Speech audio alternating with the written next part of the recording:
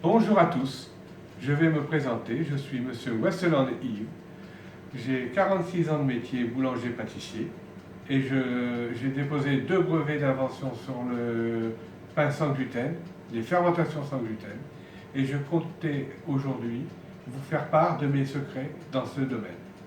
Je vais donc vous présenter les ingrédients nécessaires pour ce travail. Il suffit d'utiliser de la farine de riz. Vous avez de la levure naturelle, levure normale, vous avez du sel, de l'eau, et mon secret, ça se confirme par ce sirop d'érable. Vous prenez donc une cuillère à soupe, vous remplissez aux 3/4.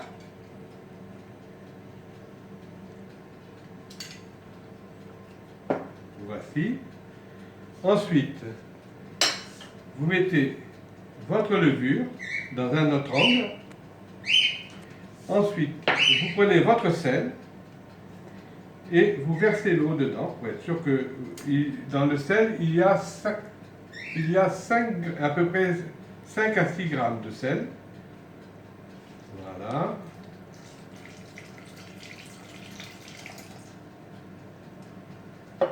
Vous prenez une cuillère pour mélanger le tout.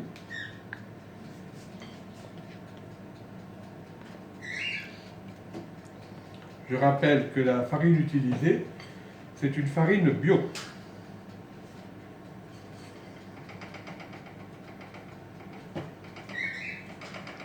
Chaque farine absorbe différemment de l'eau. Donc, dans certains cas, vous allez devoir ou en rajouter ou en enlever. Dans le cas présent, nous allons rajouter un petit peu d'eau.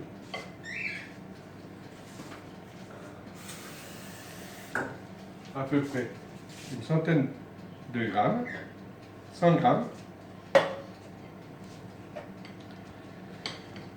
Et vous allez avoir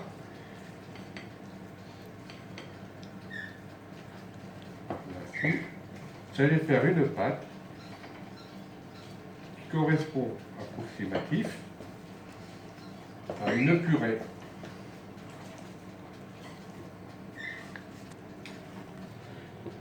Voilà, je vous rappelle donc la recette. Nous sommes sur une base de 300 g de farine de riz. Cette farine de riz, elle est bio. Ensuite, on a mis la levure, le sel et 350 g d'eau. On obtient une pâte assez onctueuse, un peu comme une purée. Voici, je vous montre. Voici, bien mélangé. Tous les ingrédients étant tempérés. Pas besoin de mettre de l'eau chaude, pas besoin. Il suffit de bien le mélanger. On le mélange aux alentours de 5 à 7 minutes.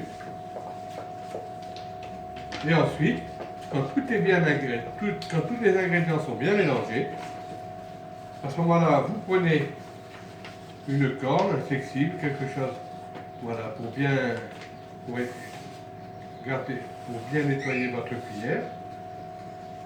Ensuite, nous allons les mettre dans des moules.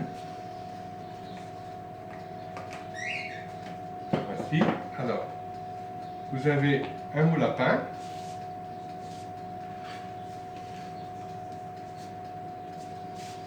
Je vais vous montrer ça de cette façon. Voilà.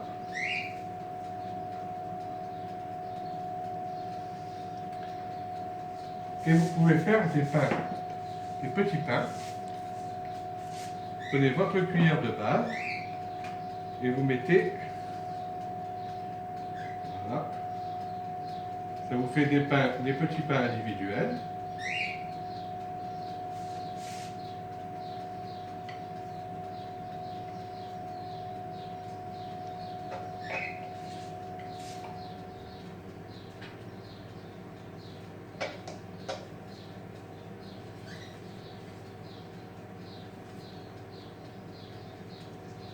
Voici.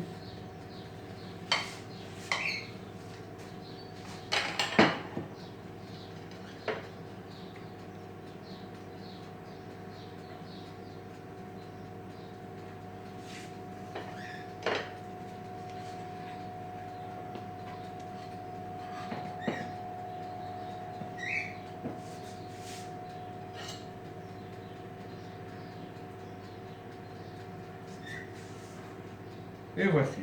Maintenant, il n'y a plus qu'à attendre que la pâte travaille, que votre pain lève.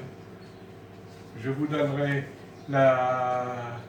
Vous mettez donc, vous préparez votre four à 220 degrés, vous le préchauffez pendant que le pain lève, et pour être sûr qu'il n'y ait pas d'air qui va dessus, je vous conseille de mettre une serviette humide par-dessus vos moulages.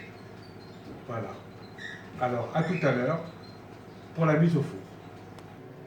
1 heure après, 1 heure de pouce, on pourra le mettre au four.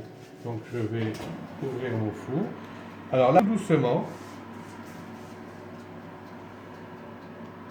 parce que la pâte est très fragile, le développement, la levure a beaucoup de mal, les secousses seraient très négatives ça fait retomber le pain. Donc il faut être très délicat.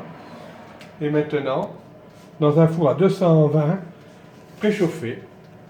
Par contre, le pain ne développe pas au four. Tel vous le mettez, il reste.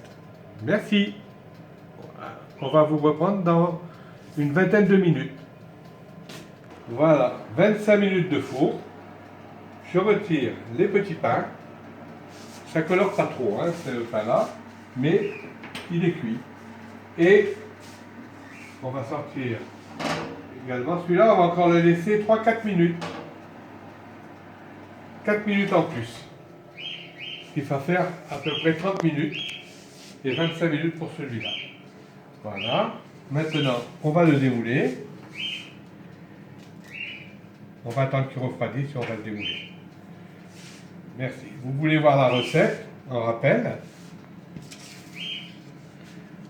On vous a bien marqué cette recette. Je reprends 300 g de farine de riz bio, 350 g d'eau, 15 g de levure, 5 g de sel et les 3/4 d'une cuillère à soupe de sirop d'érable. Complètement naturel, et vous avez un pain qui est délicieux. Vous pourrez, par contre, la conservation de ce pain n'est pas longue. C'est un pain qu'il faut faire et manger très frais. Donc le faire peu de temps avant le repas. Merci. Voici donc le pain est sorti du four. 30 minutes de four. Pour les petits, 25 minutes de four. Entre 220 et 240 degrés. Je vais vous montrer maintenant la texture de ce pain. Vous voyez, il a une souplesse, comme un pain quasiment normal. Il est très facile à manger, très souple. Voilà. Il n'est pas très coloré parce qu'il n'y a pas de gluten. Le gluten est un conservateur naturel, donc ce pain ne contient aucun conservateur. Donc automatiquement, c'est un pain qui va se dessécher un peu plus vite qu'un pain normal. Je vous conseille donc, pour avoir une conservation et pour pouvoir avoir du pain pour plusieurs jours, de ponctionner un pain de ce style, ou alors vous mettez des petits pains comme ça, séparés dans un papier film, vous les congelez et vous les prenez un à la fois, comme ça vous convient.